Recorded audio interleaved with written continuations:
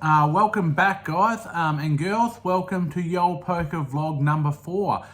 So today's poker vlog is actually about a cash game that I played, just another home cash game.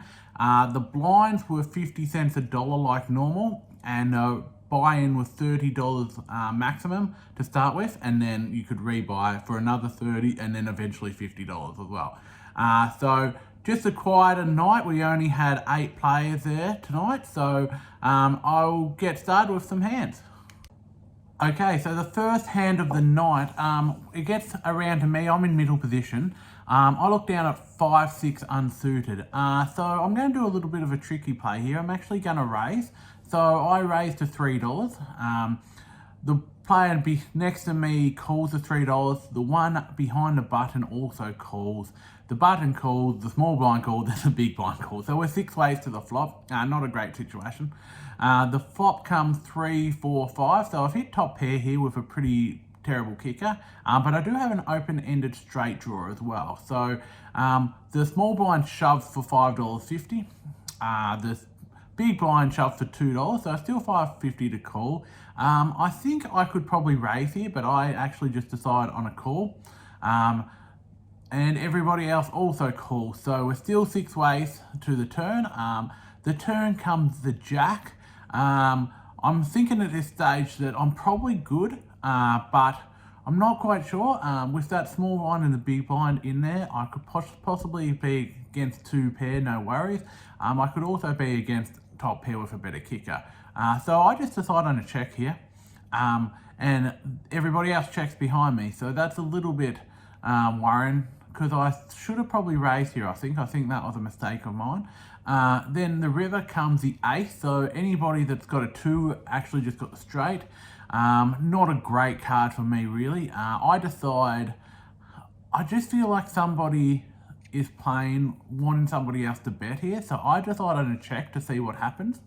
The one next to me reluctantly decides on a check, looked at their chips for an awful long time, and decided on a check, and gets around to the button, and they also check as well. So everybody checks here on the river.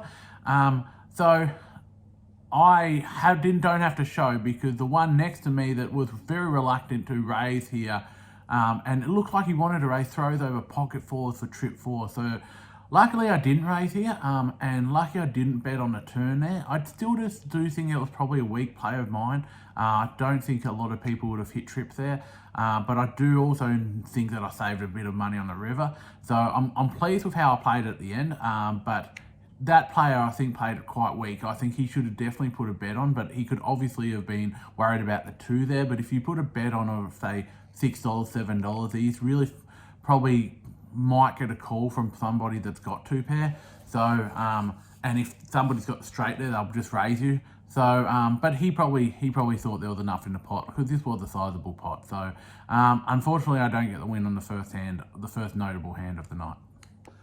So we come to the second hand of the night, the second notable hand of the night. I'm on big blind. Somebody calls in the middle position for the dollar. Comes around to the button, gets folded around to the button. The button decides on a raise to $2.50, smallish raise. I look down at pocket jacks. It obviously gets folded around to me. I look down at pocket jacks, as I said. So I decide on a re-raise here. So I re-raise to $6. The middle position that initially called the bet folds, and the button calls. So we go to the flop. The flop comes 4, 7, 10, 2 diamonds. So I decide I'm probably just going to bet this. I think just betting it probably the best way to go here. So I look at what's in the pot, and I decide on a bet of $10. Pretty good flop for jacks. You don't normally get that good a flop for jacks. So I bet $10, and the button folds. So he just folds pretty quickly. Maybe he's had ace jack or something, but I'm not quite sure. But yeah, I pick up a small pot there, but pocket jacks are just hard to play. So, like, if you get a good flop like that, sometimes you just got to bet into it just to hopefully get somebody to call that has maybe hit ace 10 there or something like that. But I'll win the pot, so at least it's a positive outcome. Okay, so then we come to the third notable hand of the night. The night hasn't been going that well for me, actually. I just haven't been able to get many cards, not even suited cards, nothing to sort of be able to play with. My stack's starting to dwindle down, so I'm under the gun, so I decide I'm just going to play a little bit differently, so I just straddle for $2.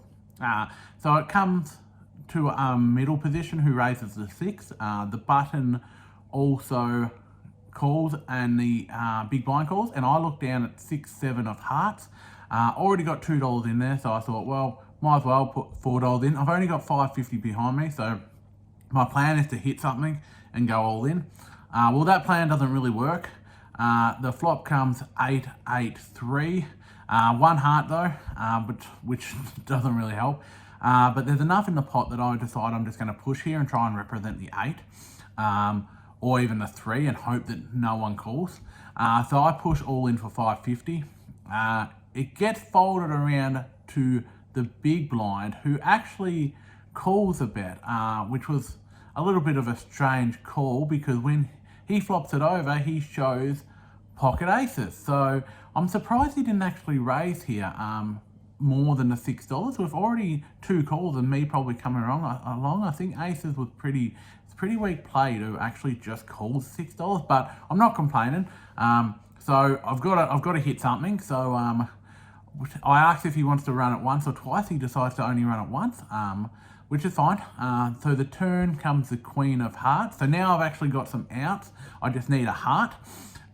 So I'm hoping for a heart. So let's hope that I get a heart. Hit that subscribe button to give me a little bit more good luck. So have you hit the subscribe button? Yes, you have. So yes, we got the heart. So the 2 of heart comes. So we hit the flush. Miracle card. So yeah, so we win that pot. He just starts laughing. He thinks he actually said it was his own fault for getting his aces cracked. Just very lucky there. So it's good to actually be able to get some run goods occasionally. Like the rest of the earlier of the night hadn't gone very well for me, so it was good to sort of get that pot down. But yeah, definitely hit runner and cracked aces. So it is what it is. But yeah, so not a bad end to that hand. Okay, so then it's the fourth notable hand of the night. I'm in big blind. I look down at ace king unsuited. It's not a bad hand for me. We have 2 straddlers. So we have somebody that straddled for $2 and somebody that straddled for 4 next to him. Comes around to a middle position. The middle position just calls the $4. Gets folded around to the button. The button decides on an all-in for $20.50. The small blind then re-pops and decides to go all in for 33. So now I have a decision to make. I know both of these players quite well. I know they're not going to do that on anything silly.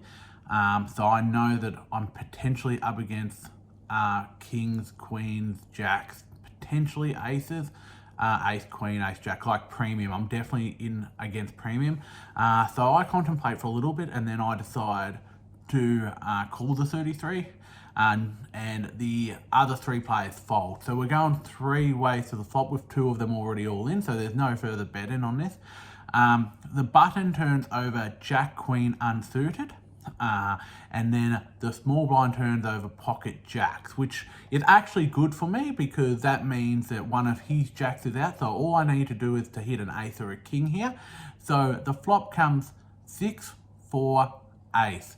So we hit the ace, and we've got 2 diamonds, and he does have the jack of diamonds. So we do hopefully not have to hit runner diamonds or hit a jack. So he's still got outs here. The jack queen also has outs. The jack queen could also potentially hit a 10 and a king to hit a straight. So the turn comes the 7 of spades. So that's the perfect card for us.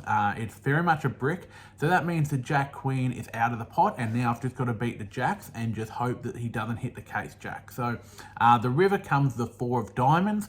Yeah, I take down the whole pot. This was a fantastic hand for me. Perfect with ace king perfectly here. I don't think I could have played that any differently. Like I could have potentially gone all in, but the other 3 were folded anyway. With 2 straddlers, I didn't think they were going to come along for 33, and if they were to come for 33, hitting the ace on the flop there, I would have been able to bet them out of it. But I think if I'd gone all in, The only person that's calling me is with aces and kings, and I potentially have a chance to lose a lot of money there. So I think I played this perfectly. I was very lucky to hit the ace on the flop, but it was a race with the jacks. I did have 2 overs, and the queen jack I had two of their jacks was gone as well. So I was very comfortable when I hit that ace that they weren't going to hit runner, and it was a great pot, and it's really set up my night. Okay, and then the next notable hand for the night, I'm on the button. I wake up with pocket 8. So we've got a straddler here as well. The next person to act actually raises to $6, and I get 2 callers before me. I decide just on a call here.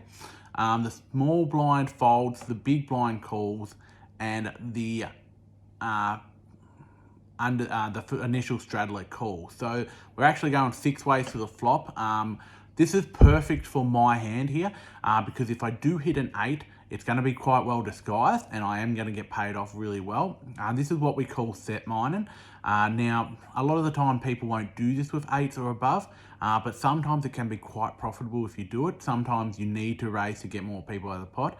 I think I did probably make a mistake here, and I didn't. I should have probably raised from the button, but I'm not quite sure. But I think either way is played properly. Well, anyway, the flop comes 10, 9, 4. And there's 2 hearts on the flop. Now, 2 overs to my 8s isn't a great situation. With a raiser pre-flop, it's going to be interesting to see what they do. So the big blind decides to raise $14. The initial raiser goes all in for $57. So get folded around to me. I think this is a no-brain fold here, so I just fold.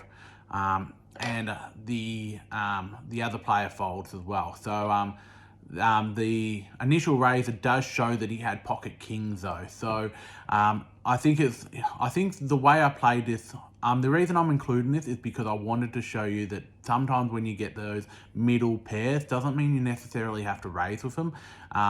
And if you do, like if I'd hit an 8 there with these kings, I was getting his whole stack. So sometimes, especially that multi-way to the flop, sometimes it is profitable to play. Normally I wouldn't have shown that hand because there wasn't a lot that happened in it.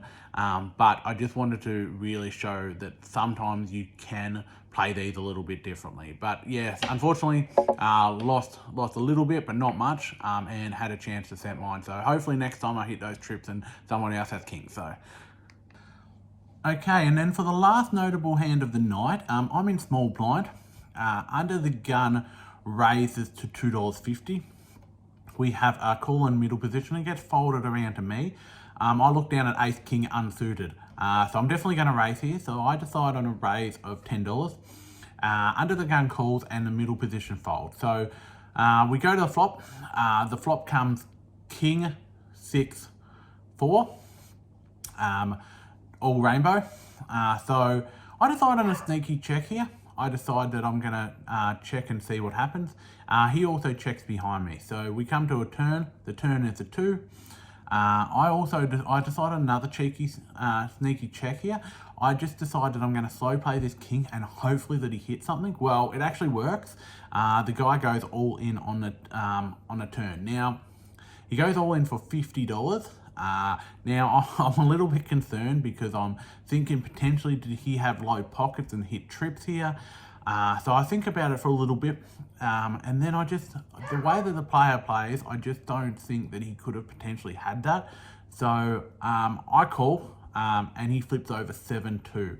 So he raised pre-flop with 7-2, unsuited. I think he was just trying to get a little bit sneaky, and it's been caught up with him. So we decide we're going to run it twice. Sometimes I'm very unlucky in this situation. So the first river comes a 9, so a safe river. So I've won at least half the pot. And the second river comes a 4. So I win the whole pot, which is really good. I love how I played this hand sneakily with him. I was waiting for him to hit something. Now, my hand wasn't strong, but just the way that he'd been playing a little bit, I had noticed that he'd been betting quite aggressively, so I was waiting for him to do that. He did put me in a tough spot when he bet the $50 all in, and that would have been for majority of my stack. So, like, he did put me in a really tough spot, so good for him for making me make that decision, but ace king was just too strong to fold here. I think definitely if I had only had ace six or something, he would have probably got me off this hand. So I think it was a valid play by him. He just was very unlucky that he caught somebody with an ace king. So yeah, so fantastic sort of end to the night there.